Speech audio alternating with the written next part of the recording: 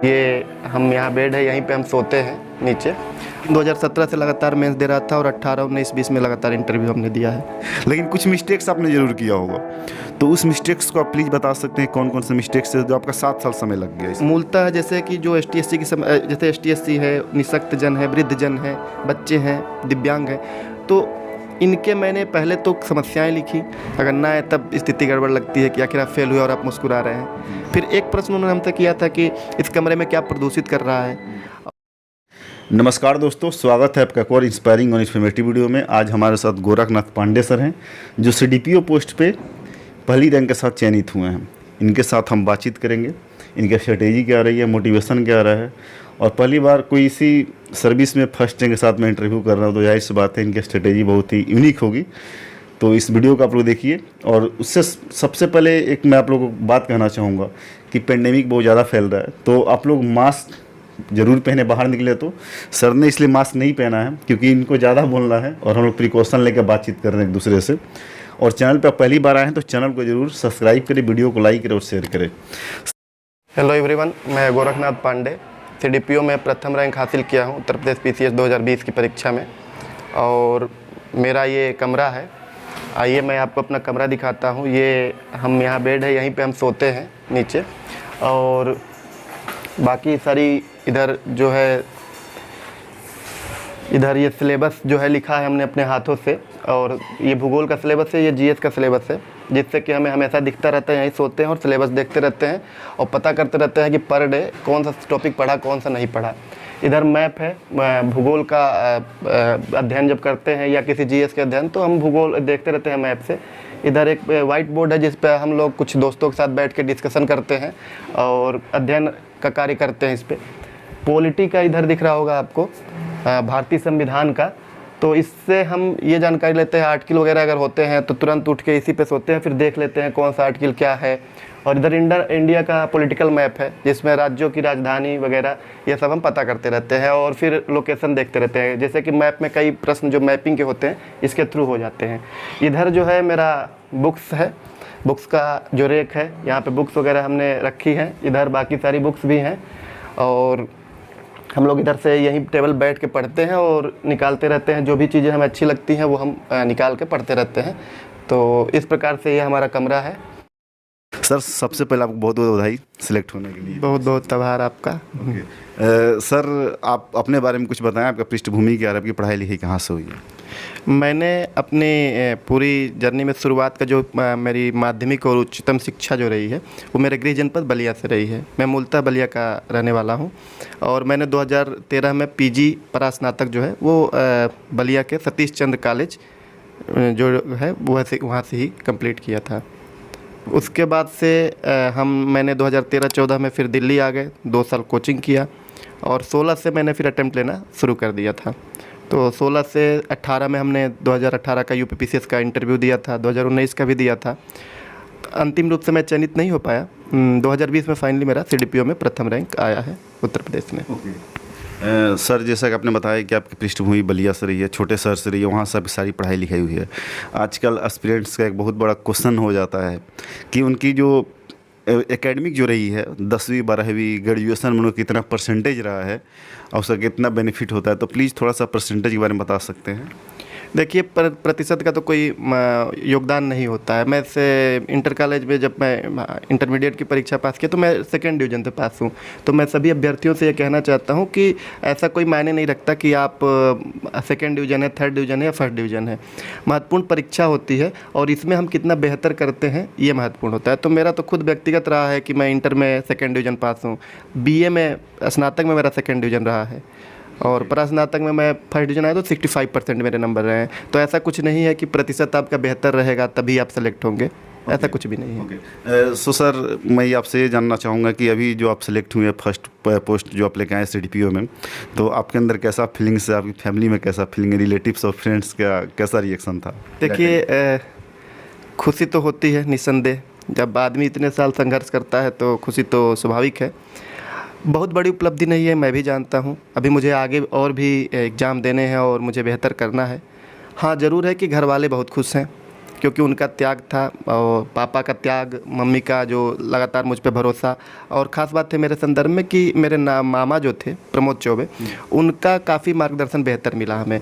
तो उनके मार्गदर्शन में, उनके सानिध्य में हमने पढ़ाई की थी। तो ये लोग जो हमारे हैं, और ख़ासकर मित्र आपके एक तरीके से संदर्भ समूह जो होता है आपका, कहीं ना कहीं इसने सफलता में निर्णायक भूमिका अदा करता है। तो वो लोग, तो कई लोग इस प्रकार से खुश हैं। तो जब मैं इनकी खुशियों को देखता हूँ तो मुझे लगता है कि नो डाउट मैंने कोई अचीव किया है, अच्छा अचीव किया है।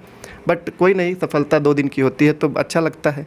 ओके सो सर, अभी आप कब से मुखर्जी नगर में रह के, हालांकि आप तो गोपालपुर में रहते हैं, गोपालपुर जो है मुखर्जी नगर बगल में एक सटा हुआ इलाका है जो 500-700 मीटर के दायरे में आता है। यहाँ रूम थोड़े सस्ते मिल जाते हैं, तो स्टूडेंट ज़्यादा प्रीफर करते हैं रहना, चाहे गांधी विहार, नेहरू विहार। मुखर्जी नगर में जिनके पास पैसा ज़्यादा होता है वो वहाँ पर रहते हैं। तो सर आप कब से तैयारी कर रहे हैं मुखर्जी नगर में रह के? मैं 2013 में जब अपना स्नातक कंप्लीट कर लिया था, तो फिर मैं 2014 में यहाँ आ गया था, और फिर 2 साल हमने कोचिंग की। उसके बाद 2016 से हमने अटेम्प्ट लेना शुरू किए। पहले अटेम्प्ट में सफलता हमको नहीं मिली, लेकिन 2017 से लगातार मेंस दे रहा था, और 18, 19, 20 में लगातार इंटरव्यू हमने दिया है। सर आप जब यहाँ पे आए थे 2014 में यहाँ पे आए थे, 2 साल आपने तैयारी करी थी उस समय, तो कोचिंग लेते समय आपने बहुत सारे से सावधानियाँ बरती होगी कि कौन सा कोचिंग इंस्टीट्यूट ज्वाइन करे। तो डैट टाइम में और अभी के समय में, उस समय आपने क्या मतलब सोच के डिसीजन लिया कि कैसा कोचिंग इंस्टीट्यूट ज्वाइन करना है? देखिए, जब मैं शुरुआत में आया था तो कोई ऐसा नहीं था जो मुझे गाइड करे। तो हम लोगों ने तो बस एक कोचिंग खुली थी IIGS, तो उसमें हमने एडमिशन ले लिया था, और बाद में उसमें अच्छे टीचर मिले और उन्होंने पढ़ाया। बाद में कोचिंग टूट भी गई, फिर बाद में अस्त व्यस्त हो गए। लेकिन कोचिंग जो नए अभ्यर्थी ले रहे हैं, मैं उनके लिए एक सुझाव दूंगा कि कोचिंग में हमेशा ये देख लें कि सिलेबस पूरा करने का समय क्या है, और कौन सा सब्जेक्ट कौन टीचर पढ़ा रहा है, और कोचिंग के भरोसे बिल्कुल ना रहे। मैं तो सिंपल सा कहूँगा कि कोचिंग अंतिम सफलता का मानक नहीं होता है।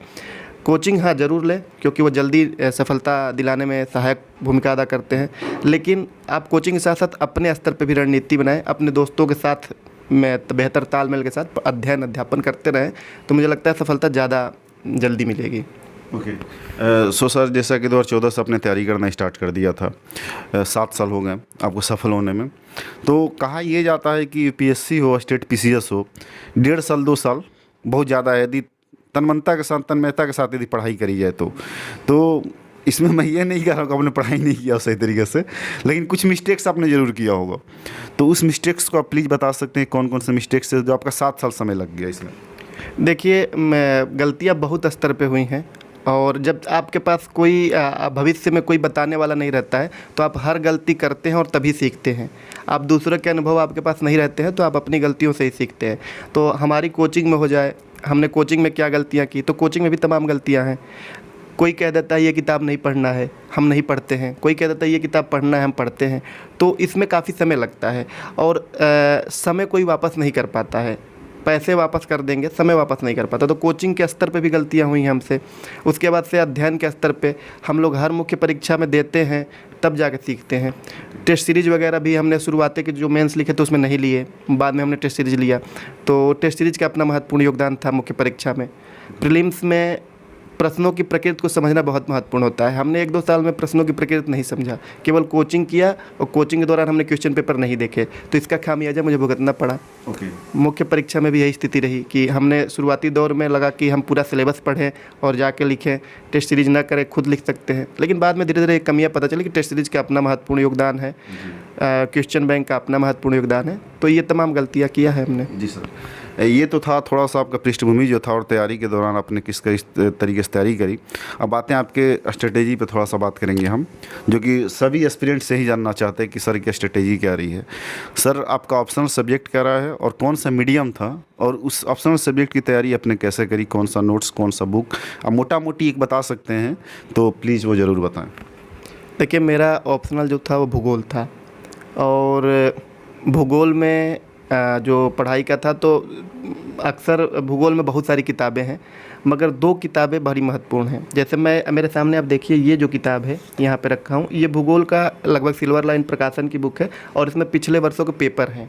ठीक है, तो मैंने पहले जब भूगोल का अध्ययन शुरू किया, जब मेंस लिखने का मौका मिला, तो हमने सबसे पहले तो ये देखा कि क्वेश्चन कैसे पूछे जाते हैं, क्वेश्चन की प्रकृति क्या है, और फिर जब क्वेश्चन की प्रकृति हमें पता चल गई तो हमने किताबों का अध्ययन किया और उसके अपने नोट्स बनाए, और नोट्स की मदद से हमने अपना वहाँ पे फिर हमने कुछ आंसर राइटिंग भी किया और फिर हमने फाइनली उसको लिखा। और भूगोल का पेपर मेरा तीनों बार अच्छा हुआ है।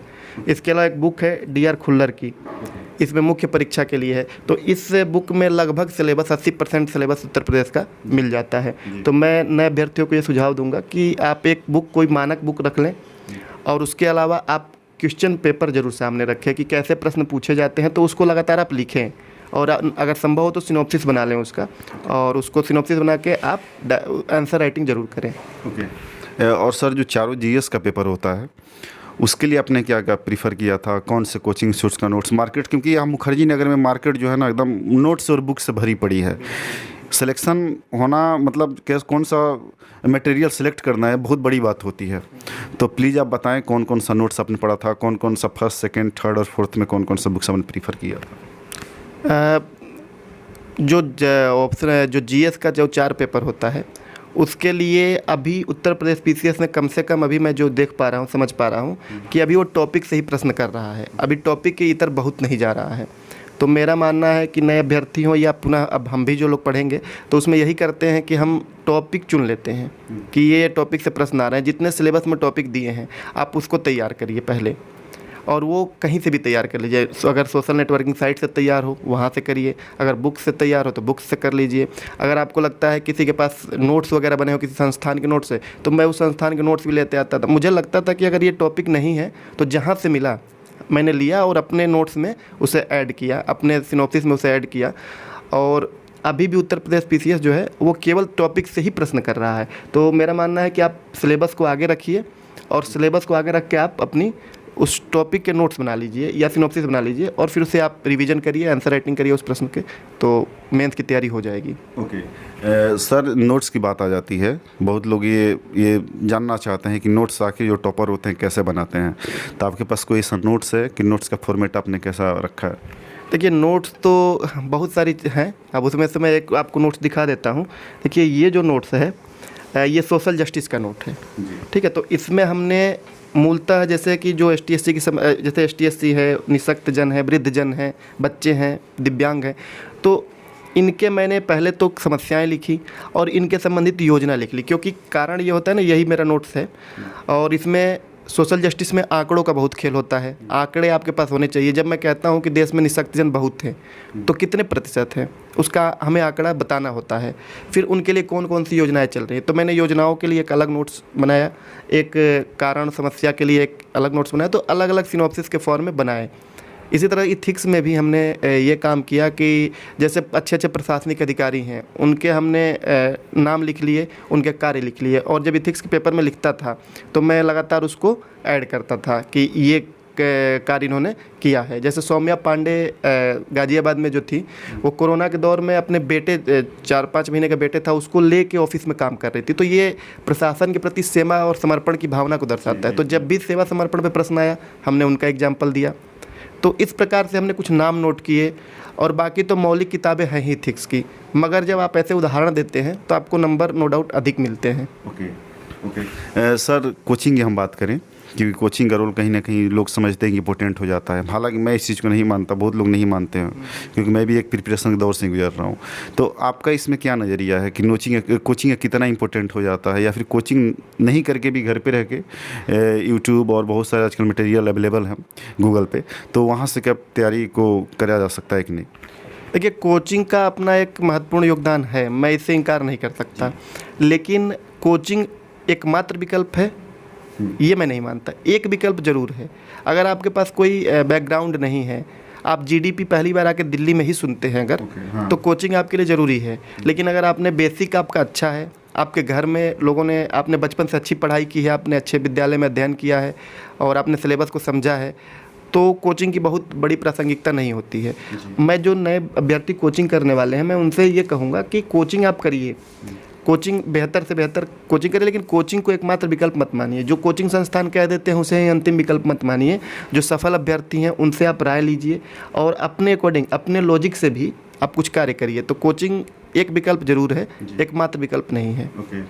सर बहुत लोगों की ये जानने की इच्छा होती है कि इंटरव्यू में आखिर कौन कौन से ऐसे यूनिक क्वेश्चन पूछे गए हैं आपसे, क्योंकि सबके साथ कुछ ना कुछ यूनिक क्वेश्चन जरूर पूछा जाता है। तो कुछ ऐसे 2-3 यूनिक क्वेश्चन होंगे आपके इंटरव्यू में जरूर, क्या वो साझा करेंगे आप? इंटरव्यू का जहाँ तक सवाल है, तो इंटरव्यू में तो आपके व्यक्तित्व से प्रश्न होते हैं, जो आप बताते हैं उसी से प्रश्न हो जाते हैं।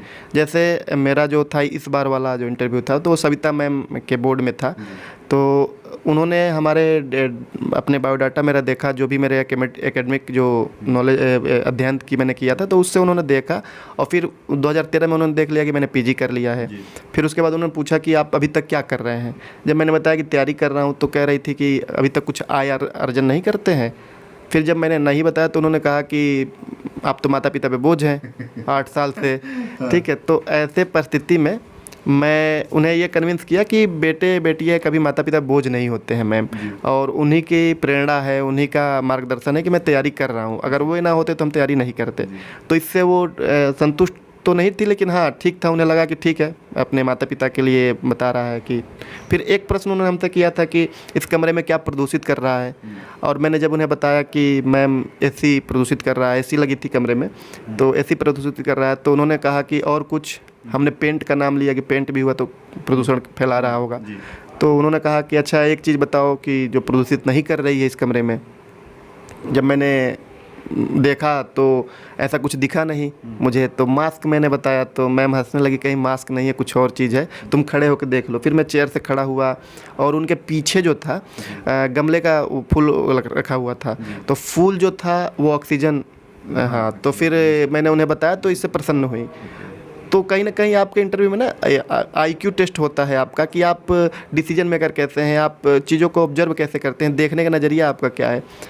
साक्षात्कार बेसिकली मूलतः व्यक्तित्व का परीक्षण होता है, और ईमानदारी पूरी होनी चाहिए, आप ईमानदार रहें। सर बहुत सारे ऐसे पुअर स्टूडेंट होते हैं, इकोनॉमिकल बैकग्राउंड जिनका अच्छा नहीं होता है, जैसे कि वो नहीं आ पाते हैं मुखर्जी नगर में या फिर कहीं और कहीं पे जाके तैयारी नहीं कर पाते हैं। तो उनका एक जानने का जो एक्सपीरियंस होते हैं, जो सुनते हैं टॉपर्स को या फिर किसी का इंटरव्यू होता है, तो उनका एक मोटा मोटी ये अनुमान होता है कि लोग बताएं कि उनका मंथली बजट कितना होता है तैयारी करने के दौरान। तो आप उसे साझा करना चाहेंगे कि आप मंथली बजट आपका क्या होता था? देखिए, मंथली बजट तो व्यक्तिगत रूप से निर्भर करता है कि आप कैसे लाइफ स्टाइल में जीते हैं। अब आपके पास 20,000 रुपये भी मुखर्जी नगर में लोगों को आते हैं और वो कम पड़ जाते हैं, अंत में उधार मांगते हैं। और कुछ लोग 10,000 में भी बेहतर काम कर लेते हैं। मेरा मानना है कि 10,000 रुपये अगर यहाँ रहें इस इलाके में, तो आप एक बेहतर तरीके से आप रह सकते हैं। हाँ, मेरे सर मेरा नेक्स्ट क्वेश्चन आपसे ये होगा कि जो भी एस्पिरेंट UPSC के स्टेट PCS के आपको सुन रहे हैं, उनके लिए आपका क्या मैसेज होगा? मेरा उनके लिए मैसेज है कि अपने पे भरोसा रखें, और जो तथाकथित अफवाहें चल रही है मार्केट में कि इनका नहीं होता उनका नहीं होता, उनसे दूर रहें और अध्ययन करें। अध्ययन करेंगे तो आपको खुद ब खुद लगेगा कि होगा। लगनशीलता के साथ, धैर्यता के साथ और पूरी तन्मयता और मेहनत के साथ पूरी तैयारी करिए। आपका संदर्भ समूह बेहतर होना चाहिए, आपके मित्र जो सफल हैं गाइडेंस आपका बेहतर हो, और आपकी मेहनत परफेक्ट हो, तो उत्तर प्रदेश आयोग नौकरी देता है, ये मेरा मानना है। सर मेरे क्वेश्चन का बहुत एक पॉपुलर सवाल ये है कि जर्नी के दौरान, प्रिपरेशन के दौरान कभी PT होना, फिर कभी नहीं होना, कभी मेंस हो जाना, नहीं होना, कभी इंटरव्यू में जाके 5-5, 7-7 बार इंटरव्यू, जैसे कि आप 4-5 से मेंस दे रहे थे लगातार और 7 साल से प्रिपरेशन भी कर रहे थे। तो सर यहाँ पे एक डीमोटिवेशन वाली बात आ जाती है, फ्रस्ट्रेशन वाली बात होती है। लोग सोचते हैं कि हम गिव अप कर देते हैं, अब हमसे नहीं हो पाएगा। तो सर पर्सनली आपने भी इसको ज़रूर झेला होगा डेफिनेटली, तो पर्सनली आप इसे कैसे हैंडल करते थे? देखिए, जब आप असफल होते हैं तो ऐसे विचार आते हैं, ये स्वाभाविक है, आने भी चाहिए। अगर ना आए तब स्थिति गड़बड़ लगती है कि आखिर आप फेल हुए और आप मुस्कुरा रहे हैं। तो मेरा मानना है कि आता है, हमारे दौर में भी आया। हम तो लगातार 2 बार से इंटरव्यू में फेल हो रहे थे, तो निराशा ज़रूर लग रही थी। लगातार तीसरी बार इंटरव्यू दिया, लेकिन इसमें ये होता है कि एक तो आपको खुद पे भरोसा होगा, तो ऐसे सवाल 1-2 दिन रहते हैं और उसके बाद वो गायब हो जाते हैं। अगले तीसरे दिन हम किताब उठा लेते हैं।